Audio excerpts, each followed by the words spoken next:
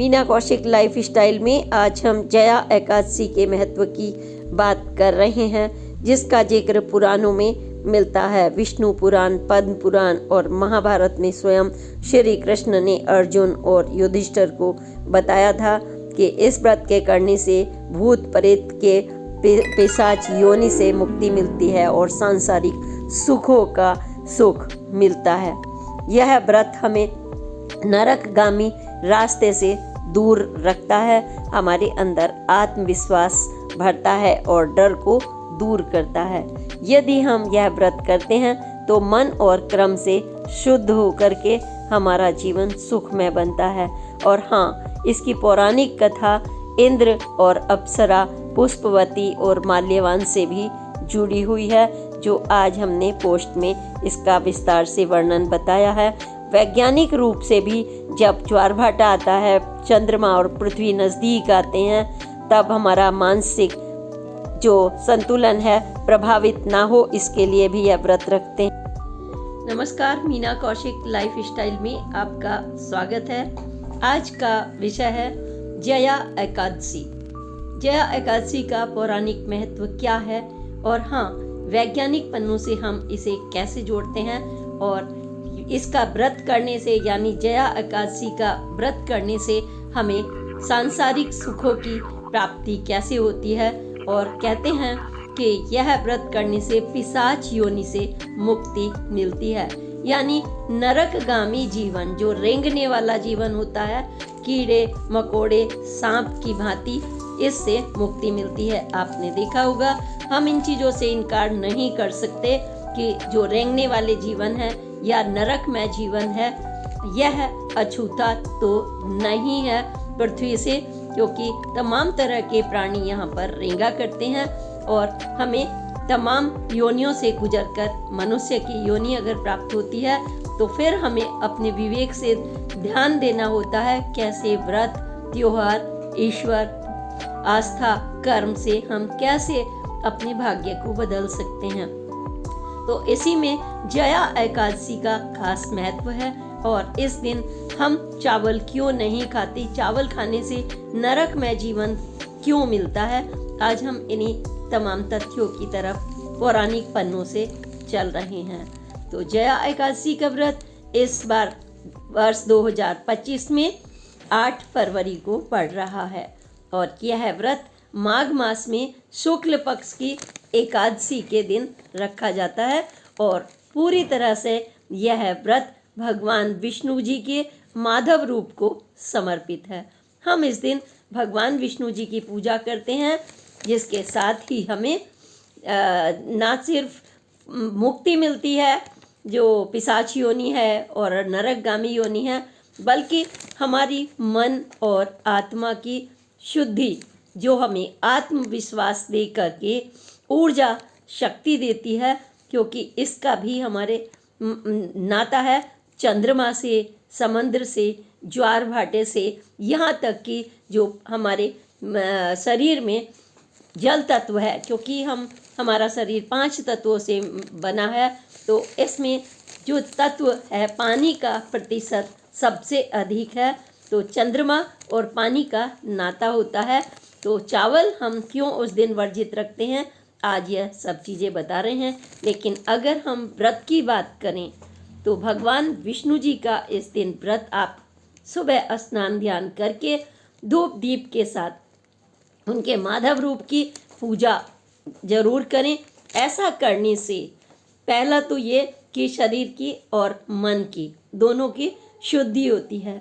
किसी भी सांसारिक कार्य के लिए या फिर आपका कर्म क्षेत्र से जुड़ा हुआ हो या शुभ कार्य हो, घर में पूजा हो, पाठ हो, किसी भी तरीके की, तो मन की शुद्धि और कर्म के लिए अत्यंत आवश्यक होती है, ताकि आपको शुभ फल मिले और भविष्य में आपका जीवन सांसारिक सुखों से पूर्ण हो।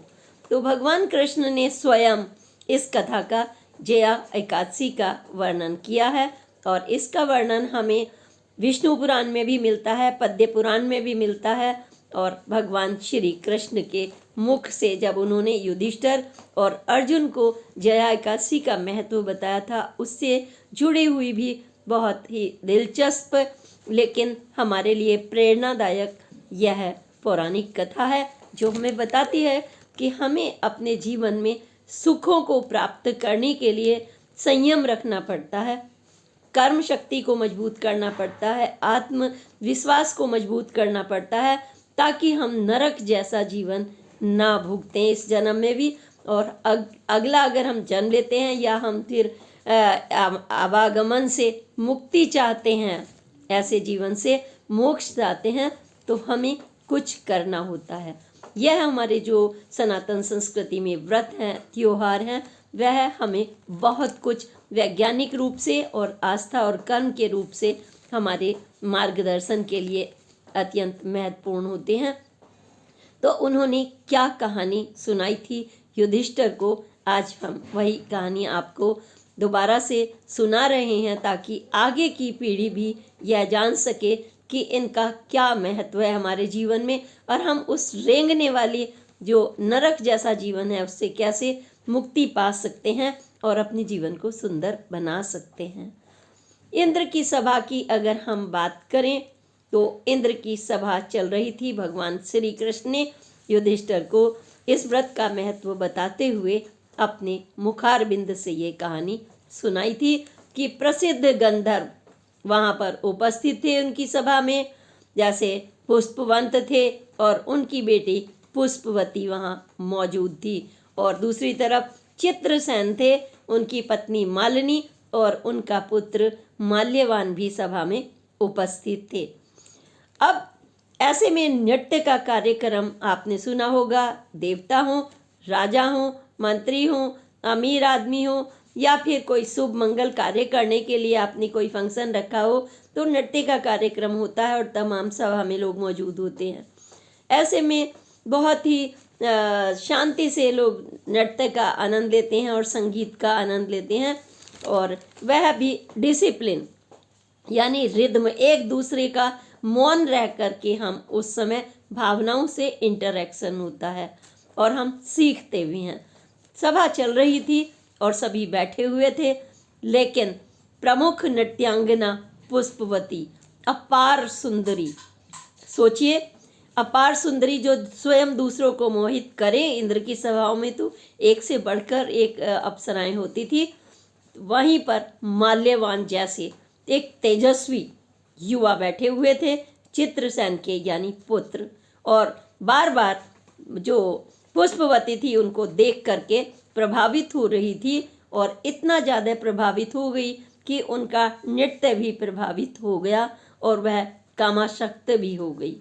और सभा में उनका इंद्र की सभा हो और बड़े बड़े देवतागण आए हों, तो इंद्र को बिल्कुल अच्छा नहीं लगा, और जैसे हुटिंग होती है ठीक उसी तरह सभा में जब उनको बुरा लगा तो इंद्र ने उन्हें अलग से बुला करके सीधा सीधा जैसे बोल देते हैं, उन्हें श्राप दिया, पिशाच योनि में जाने का श्राप, कि आपको किस तरीके से संयम रखना चाहिए, जो लोग संयम नहीं रखते और 4 लोगों के बीच में बैठ करके या फिर हर चीज़ का समय होता है, तो उन्होंने पिशाच योनि में जाने के लिए उनको कर दिया, और उन्हें मजबूरन कहिए या श्राप कहिए या फिर संयम ना रखना कहिए, हिमालय में जाकर के नरक में जिंदगी बितानी पड़ी।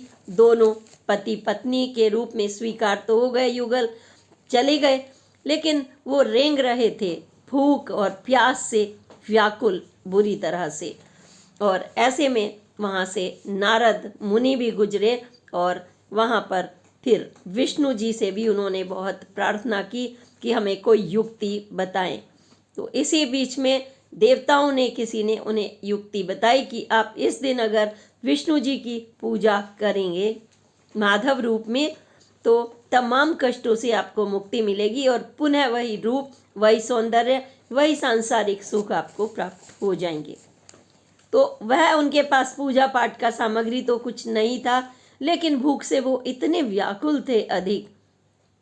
जया एकादशी का ही दिन था कि दोनों एक दूसरे से सट कर बैठ गए और भगवान विष्णु जी का स्मरण पूरा दिन वो करते रहे। और अंततः जब उनका कहते हैं पारण का समय आया व्रत का, तब भगवान विष्णु जी को जिसने स्मरण करता है इस दिन भूखे यानी व्रत रख करके मन से उनकी श्रद्धा भक्ति करता है, तो उन्हें पापों से मुक्ति मिलती है, उन्हें उस देह से मुक्ति मिली जो पिशाच योनि थी। और फिर उन्होंने अप्सरा और वही सुंदर रूप उससे भी बढ़कर उसे मिल गया। वह इंद्र की सभा में जब वापस लौटे तो इंद्र भी हैरान थे कि इतने नरकमय जीवन जिंदगी में ये चले गए थे श्रापित होकर के, फिर आखिर इनको यही रूप कैसे मिला। तब उन्होंने पूरी कहानी बताई कि भगवान विष्णु जी के प्रताप से हमें यह पुनः जीवन मिल गया है और वह फिर से अपना सुखी जीवन व्यतीत करने लगी। ऐसी कृपा होती है कि जो स्वयं भगवान विष्णु ने और युधिष्ठिर को और अर्जुन को प्रेरित करने के लिए भी कही, क्योंकि भगवान श्री कृष्ण समय समय पर हमारा मार्गदर्शन उन्होंने किया। सतयुग हो, त्रेता युग हो, पद्म पुराण के पन्ने हों, विष्णु पुराण हो, शिव पुराण हो, आपको ऐसे जो जीवन में सार है वो सब बताया जाता है। तो यह उनको तो श्राप से मुक्ति मिल गई और पिशाच होने का जो श्राप था वो भी खत्म हो गया, कष्ट भोगने से सारी उनको मुक्ति मिली।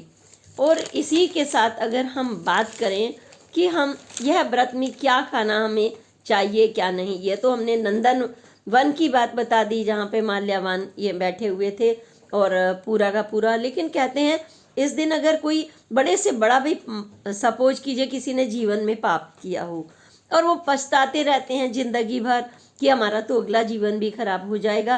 किसी को नहीं पता होता आपने इस जीवन में कितने कर्म किए, लेकिन कोई ब्रह्म हत्या के समान आपने किसी का अपमान किया, मारा। आप आए दिन कितने ही पाप करते हैं। कोई भी व्यक्ति संसार में यह नहीं कह सकता कि उसने पाप नहीं किया या किसी का मान अपमान जाने नहीं किया। अक्सर आदमी कर देता है, गुस्से के आवेग में कर देता है, मन शांत नहीं होता, संयम नहीं होता और उसके अंदर जो भावनाएं होती हैं उस पर नकारात्मक चीज़ें दिमाग में आने लगती हैं और वह कभी जो परेशान अगर सांसारिक से जीवन है तो या तो वह अपना जीवन त्यागने तक के लिए उतारू हो जाता है या इतना आवेगी, इतना गुस्सा हो जाता है, तो उसके मन में इतना ज्वार भाटा होता है कि वह कत्ल तक करने के लिए उतारू हो जाते हैं। और जब जिसको पिशाच योनि कहते हैं कि बाद में वो सड़ा करते हैं और रेंगने वाला उनका नरक में जीवन होता है। इससे भी मुक्ति मिलती है। एकादशी का व्रत करने से पूरी तरह से मन शांत हो जाता है, संयम की भावना आती है। जो परिवार में उठना बैठना, एक दूसरे का मान सम्मान को लेकर के ये सारा संयम विनम्रता के गुण पैदा होते हैं। और जो चंद्रमा जिसका वीक होता है, कमज़ोर होता है, तो उनके अधिक गुस्सा आता है, या मंगल कमज़ोर हो तो अधिक गुस्सा आता है। और ऐसे में आवेगी जब जीवन होता है और उनके शरीर में जो पानी का अधिक तत्व है वह भी प्रभावित होता है, तो उस समय वह कुछ नहीं सोचता, कुछ भी कर बैठता है, चाहे इसका नतीजा बाद में कुछ हो। आवेग में लिए गए कोई भी निर्णय नुकसानदायक हो जाते हैं। यह पारिवारिक जीवन को भी सुखी कराने का रास्ता बताता है। तो ये क्यों, वैज्ञानिक रूप से अगर हम बात करें तो ऐसा क्यों होता है, तो इस दिन विज्ञान में कहा गया है, खास तौर से अमावस्या और पूर्णिमा के दिन आपने देखा होगा, और एकादशी के दिन तो समुद्र में ज्वार भाटा आता है। क्यों आता है कि चंद्रमा जो है पृथ्वी के बहुत नज़दीक होता है और चंद्रमा वायु तत्व को अपनी ओर गुरुत्वाकर्षण से आकर्षित करता है और समंदर की लहरें आपने देखा होगा बहुत ऊंची ऊंची उठ जाया करती हैं। ये ज्वार भाटा होता है और यही ज्वार भाटा जो कमज़ोर, जिसका चंद्रमा हो, मंगल हो, या फिर मन शुद्ध ना हो, खाने पीने से लेकर के बीमारियों तक यह स्थिति मनुष्य की होती है, तो वो उसको संतुलन हमें अपने व्रत से करना होता है, कर्म शक्ति से करना होता है। व्रत जब हम करते हैं शरीर की शुद्धि के लिए करते हैं विशेषतः, ताकि हमारा जो अग्नि तत्व है, वायु तत्व है, जो हमारे अंदर पांच तत्वों से हमारा शरीर बना हुआ है, वह संतुलन बना रहे। क्योंकि नक्षत्र परिवर्तन होता है तो हमारे शरीर का जो पूरा का पूरा बीमारियों से भी इसका संबंध है, मन से भी संबंध है, प्रभावित हो जाता है। तो इसके लिए ये नहीं है कि हम अपने को प्रकृति में जो कुछ भी हो रहा है हम अपने आप को छोड़ दें। प्रकृति जैसे स्वयं संतुलन करती है, वही संतुलन हमें अपने खान पान और सोच और कर्म से और अपनी जो प्रतिक्रियाएं हैं उन पर काबू करके, संयम करके, तब हमें इसे बैलेंस करते हैं और बैलेंस करने के साथ ही हमारा जीवन बहुत सुंदर बन जाता है। तो पृथ्वी के करीब आ गया और गुरुत्वाकर्षण से, तो इस समय क्या होता है, हमें वायुमंडल में दबाव बढ़ जाता है, तेजी से प्रभावित होता है। इसलिए हमारे खान पान को नियंत्रित करने के लिए हमें सनातनी संस्कृति में दी गई है सलाह कि हम व्रत रखें। व्रत का नाता आस्था कर्म के साथ साथ वैज्ञानिक रूप से है। कोई भी हमारी संस्कृति में दीप जलाने से लेकर के सूर्योदय तक पूरा प्राकृतिक विज्ञान जुड़ा हुआ है, जो हमारे मार्गदर्शन करने वाले, चाहे वो सृष्टि के नियंता हो, ऋषि मुनि हो या पुराण हो, ऋग्वेद हो, सभी में पूरा सर्च के बाद ये बनाए गए हैं। ये परंपराएं होती हैं लेकिन धीरे धीरे अंधविश्वास में बदल जाती हैं, जो उचित नहीं होती, क्योंकि वो सही ज्ञान जनता तक नहीं पहुंच पाता। और जब हमारा बच्चा पूछता है व्रत क्यों रखते हो, तो हम उसको बता नहीं पाते, तो फिर उसको अंधविश्वास के रूप में बहुत सारे जो पंडित हैं, पुरोहित हैं, इनके चक्कर काटा करते हैं। तो उसमें कई जो जिनको पूरा ज्ञान नहीं होता या अपने स्वार्थ सिद्धि में गलत गाइड करते हैं, तो वो नुकसान खा जाते हैं। लेकिन अगर आपके अंदर स्वयं यह है कि हम अपने शरीर और प्रकृति को जान करके संयम के साथ व्रत, त्योहार, मन और अपने कर्म, वचन, मान सम्मान सबको संतुलित कर लें, तो जीवन निश्चित रूप से सुखमय होगा ही। फिर आप ये नहीं है कहीं भी नरक जैसी जिंदगी जिए, आपने किसी को कत्ल कर दिया, मार दिया, गुस्से में जवाब दिया, बोला, घर छोड़ दिया, तमाम तरह का, तो ये जीवन को प्रभावित कर देता है।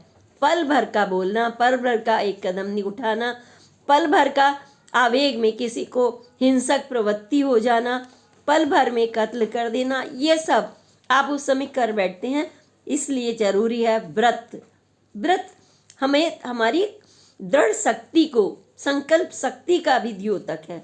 हम किसी जब अच्छे लक्ष्य के प्रति, लक्ष्य किस लिए बनाएंगे, बदले के लिए लक्ष्य बनाएंगे, तो आप स्वयं को भी नष्ट करते हैं और दूसरों को भी, जिसका कोई गति सदगति कभी नहीं होती। अगर सांसारिक रूप से जोड़े तो जेल में पड़ा रहेगा, कानूनी पचड़ों में खींचता रहेगा, दुश्मनों को इकट्ठा कर लेगा।